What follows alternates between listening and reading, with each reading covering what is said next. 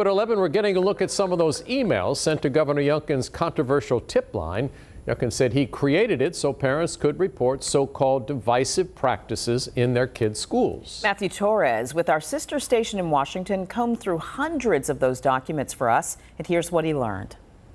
350 documents obtained by WUSA 9. Messages sent to Governor Glenn Youngkin's controversial tip line, help.education@governor.virginia.gov. Youngkin asking parents to send reports and observations about, quote, divisive practices within schools for his team to, quote, root out. Things like critical race theory, a subject that's never been taught in Virginia classrooms. Critics say the tip line placed a target on teachers already under stress. It's a way for people to tattle on teachers when teachers are basically doing their job.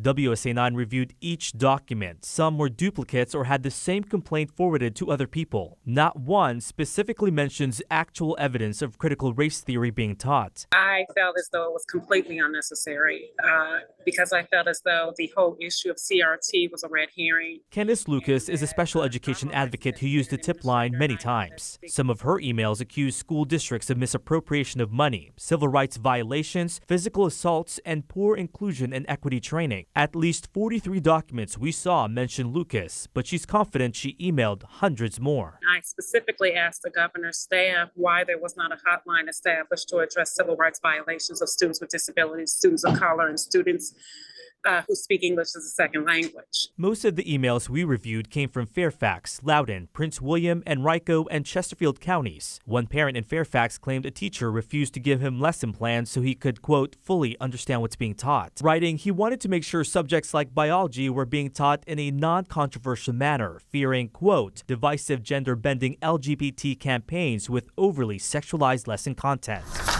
Another email from a Fairfax parent says he wanted his child to opt out of online tutoring, angry how this child could chat with a tutor via text. He wrote, "This seems just like another potential path for unknown perverts to gain one-on-one access to our children."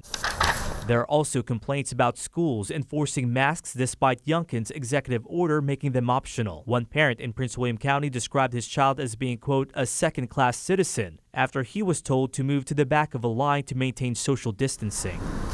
But there are also emails of praise, like this email calling out an Henrico County teacher who makes lessons active and engaging. The woman saying, "My goal is to send a message to the governor every day about awesome teachers from all over the state."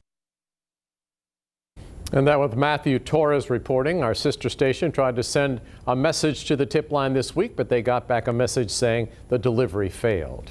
They reached out to the governor's office about that, but they have yet to hear back.